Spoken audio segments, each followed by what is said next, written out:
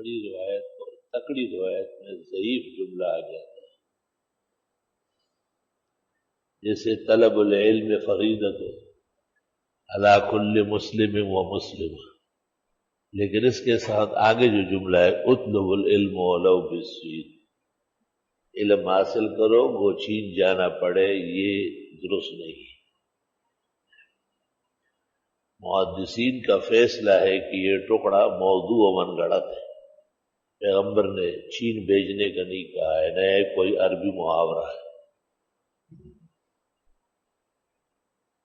وضو کرنے کے بعد اشہد ان لا الہ الا اللہ و اشہد ان محمد عبدہ و رسول،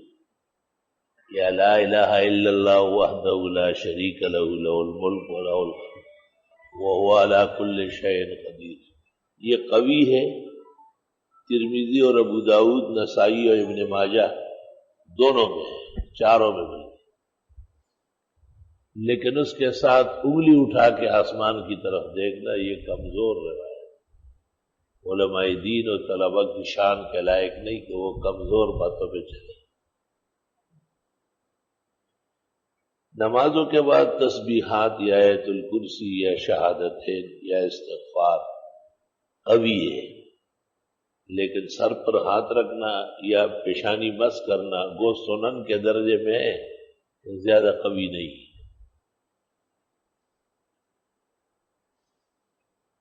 اس طرح بائیں ہاتھ سے اس دوران سر پہ ہاتھ رکھ کے کچھ پڑھنا خالص خرافہ، وضع، کذب، لبس، مکر، دجل، اسلامی روایت کا خون کرنے کے مترادف، کیونکہ اسلام میں بائیں ہاتھ سے تسبیحات گننا ہے ہی نہیں، کہیں بھی نہیں۔ بعض اوقات ایک چیز مشہور بہت ہو جاتی ہے، جیسے بڑا اچھا سمجھا ہے کہ جی درود شریف پڑھی، اور شروع میں درود شریف پڑھے، اول و آخر پڑھے، یہاں تک کہ دعائیں درود سے شروع کرنے لگے، حالانکہ پیغمبر کا حکم آیا ہے اذا دعا احدکم فلیبدأ بالحمد للہ او الثناء علیہ، جب دعا مانگنے لگو تو اول الحمدللہ یا کوئی بھی خدائی ثنا کر لے، ثم یصلی علی النبی، اس کے بعد درود پڑھے، ثم لیسأل یعطی، اب مانگے ملے گا۔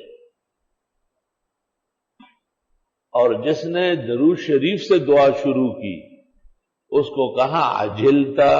عجلت کر رہے ہو، بلا وجہ کہ اتنی زیادہ عجلت پہ اتر آئے ہو، اور پھر طریقہ خود بتایا،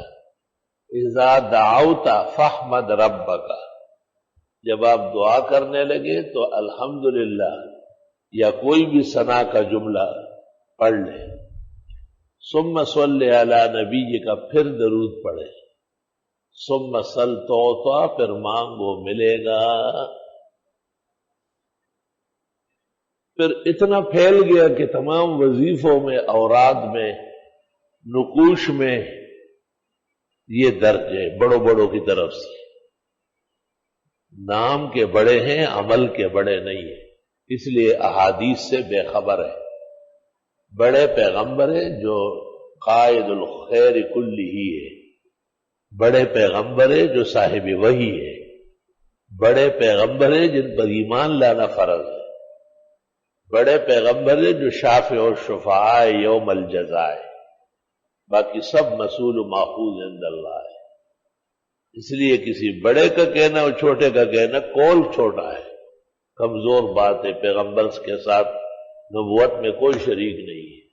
کہ آدھا وہ بیان کرے وہ آدھا، ان کا بیان کرنے کا حق ہی نہیں ہے پیغمبر کے خلاف اور مقابلے میں۔ اس لیے امام ابو حنیفہ جو امام اعظم کہلاتے ہیں وہ فرماتے ہم قیاس تب کرتے ہیں جب حدیث و اثر نہ ہو۔ طالب علم جو ہدایہ پڑھتے ہیں کیا ان کو معلوم نہیں کہ صاحب ہدایہ کہتے ہیں ترک نہ ہو لأجل الاثر، قیاس کچھ اور کہتا ہے لیکن حدیث آئی ہے، ہم نے قیاس کو ترک کر لیا، چھوڑ دیا حدیث اور آثار کی وجہ سے۔ تو جو بتایا جاتا ہے اس پر مضبوطی سے عمل کرو، وہ مضبوط مضان کے اقوال ہے، وہ شرائع کا نچوڑ ہے۔ عطر العطر ہے الحمدللہ، اور اس کے مقابلے میں کوئی قول موجود